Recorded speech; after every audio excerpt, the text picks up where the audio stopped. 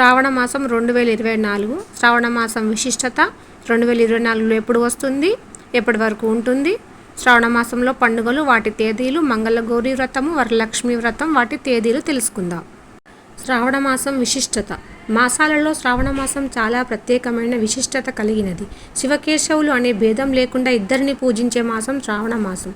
శివాయ విష్ణు రూపాయ శివరూపాయ విష్ణవే.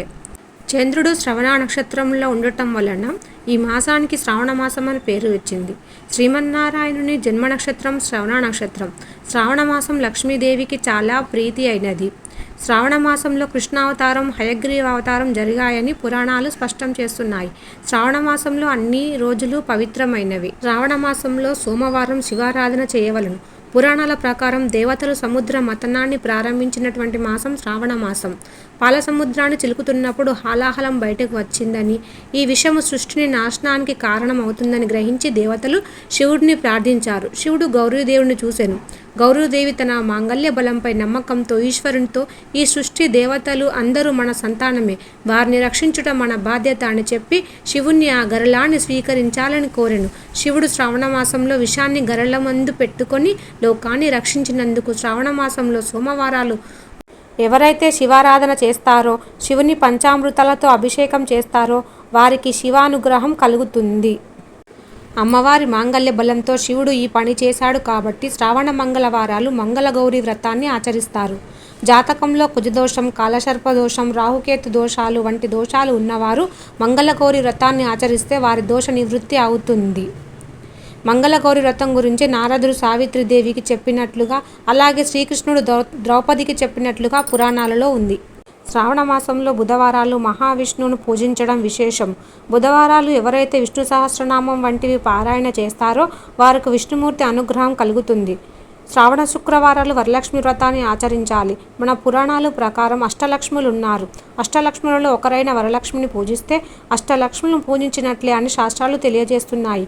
మానవుల జీవితంలో దుఃఖాలు, కష్టాలు, ఇబ్బందికర పరిస్థితులు ఏర్పడితే ఆ పరిస్థితి నుండి బయటకు పడడానికి వరలక్ష్మి వ్రతాన్ని మించిన వ్రతం లేదని పురాణాలు చెబుతున్నాయి.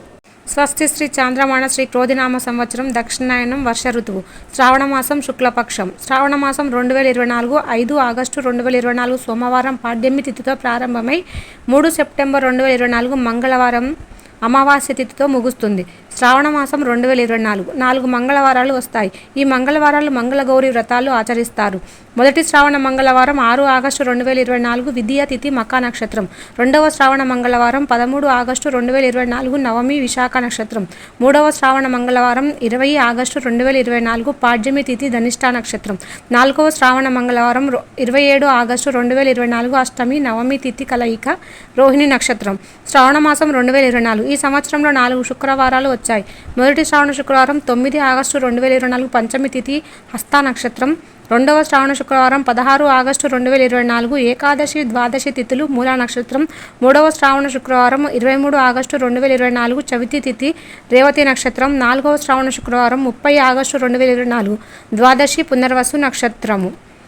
శ్రావణ మాసం 2024 వరలక్ష్మి వ్రతం పూజా సమయం 16 ఆగస్టు 2024 ఉదయం 5 గంటల 50 నిమిషాల నుండి 8 గంటల 20 నిమిషాల వరకు, 10 గంటల 30 నిమిషాల నుండి 12 గంటల లోపు, తిరిగి సాయంకాలం 5 గంటల 12 నిమిషాల నుండి రాత్రి 7 గంటల 36 నిమిషాల లోపు పూజ చేసుకోవచ్చు.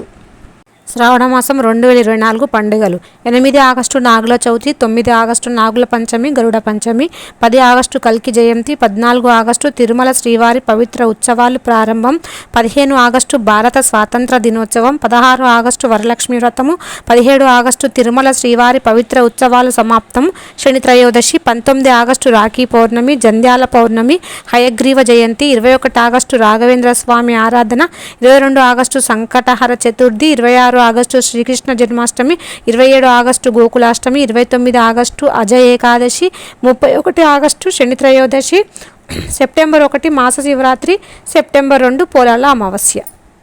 మరిన్ని వీడియోల కోసం నా ఛానల్ను సబ్స్క్రైబ్ చేసుకోండి.